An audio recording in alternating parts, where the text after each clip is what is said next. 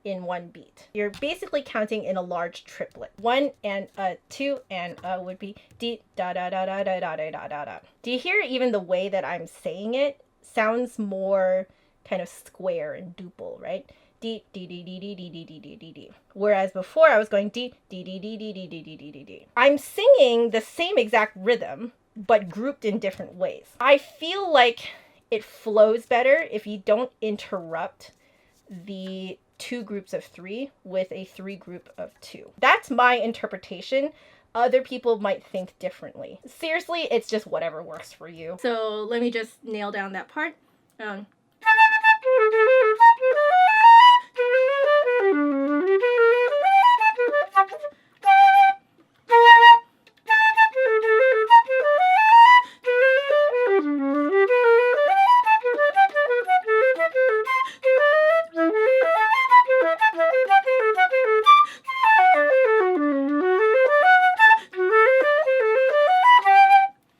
Makes sense? So if you guys are following along in the music right now, you'll see what I'm doing. So da da da da da da da da da.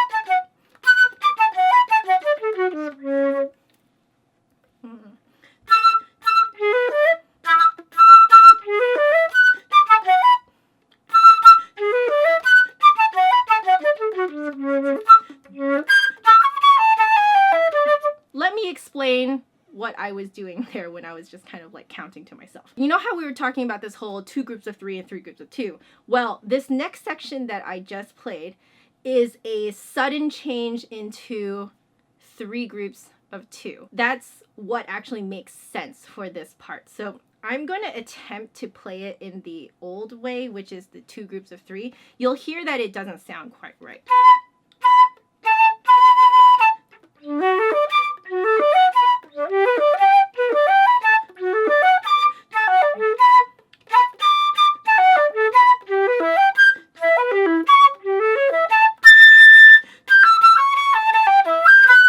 You see how it doesn't quite really go with like that part that I just played where it goes into a triplet?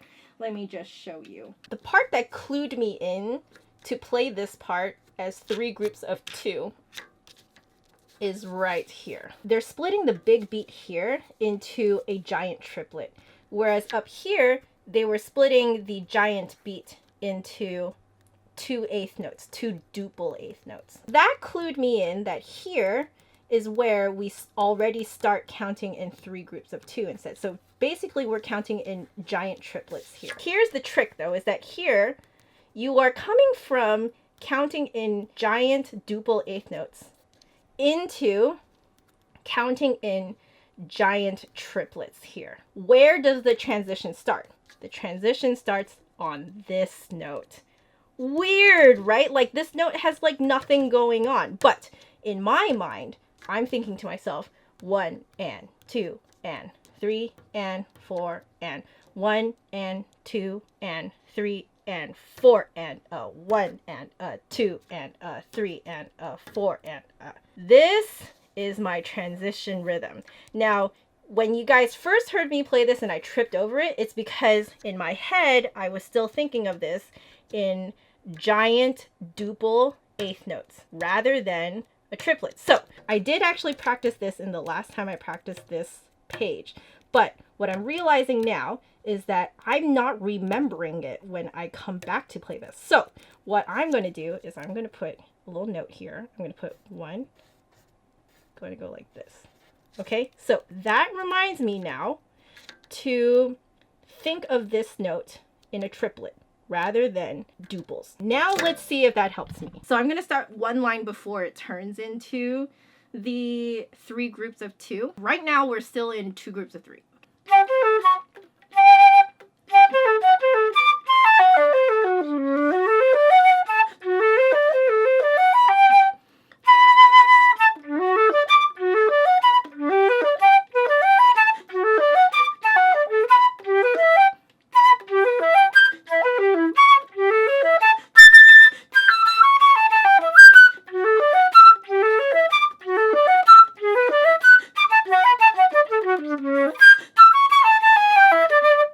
Bingo! Much better. The only thing that happened there was that I tripped over one of the arpeggios. So I'm going to write that in as well. For some reason, even though this is the same exact arpeggio as this one, I'm not getting it when it's descending. I'm guessing it's because when I hit this high G, my mind automatically changes the arpeggio to G major instead of staying in E minor. So this should help me remember now that this is still in E minor.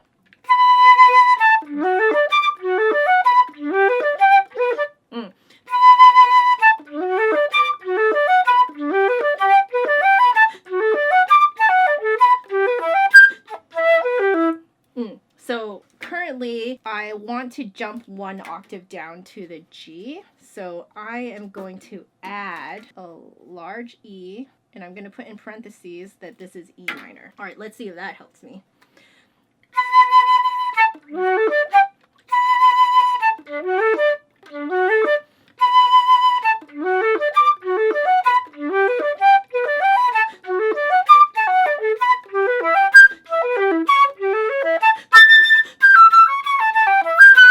Yeah, it does help me. I just need to kind of get used to it. So I'm going to nail it down a bit.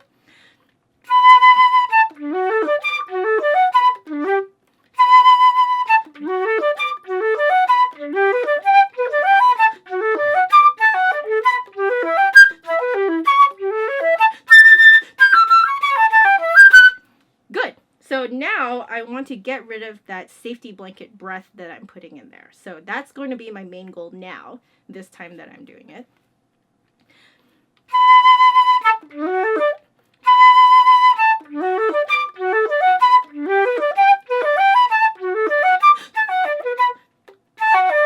So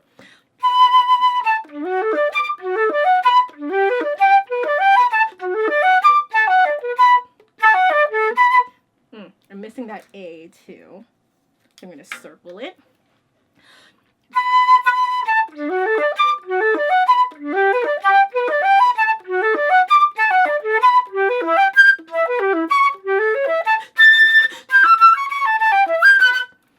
Yeah, not bad.